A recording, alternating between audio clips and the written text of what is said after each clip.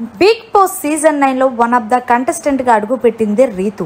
అయితే హౌస్ లో ఆమె అడుగుపెట్టిన తర్వాత తన ఆట తీరును పూర్తిగా మర్చిపోయిందనే చెప్పాలి.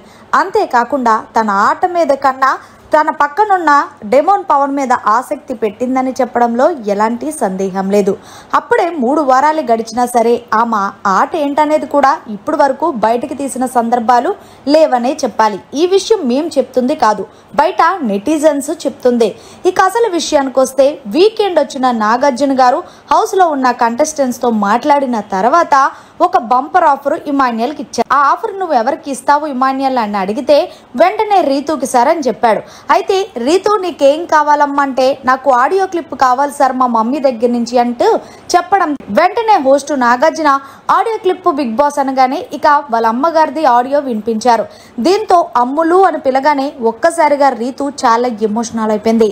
వాళ్ళ అమ్మగారు ఏం చెప్పారంటే, రీతు నువ్వు హౌస్ లోకి ఎందుకు వెళ్ళావు అనేది మర్చిపోయావు, హౌస్ లోకి ఎందుకు వెళ్ళావో మర్చిపోయావు, అంతేకాకుండా నువ్వు ఎంత కష్టపడ్డావు అనేది కూడా మర్చిపోయావు. అలాగే నీ గేమ్ నువ్వు మీద ఫోకస్ పెట్టు, పక్కనోళ్ళ మీద గేమ్ మీద ఫోకస్ కాదు అంటూ మొత్తానికి రీతు వాళ్ళ అమ్మగారు అయితే గనక బయట ఏం జరుగుతుందో అదే క్లియర్ కట్ గా చెప్పేశారు. మరి ఇప్పటికైనా రీతు తన గేమ్ ప్లాన్ మారుస్తుందా లేకపోతే డెమోన్ పవన్ కోసమే స్టాండ్ తీసుకొని మరి నిలబడతాదనేది చూడాలి. మరి మీరు ఏమంటారనేది కమెంట్ సెక్షన్ లో తెలియజేయండి. మరిన్ని లేటెస్ట్ లైవ్ అప్డేట్స్ కోసం చూస్తూనే ఉండండి మీడియా కార్నర్.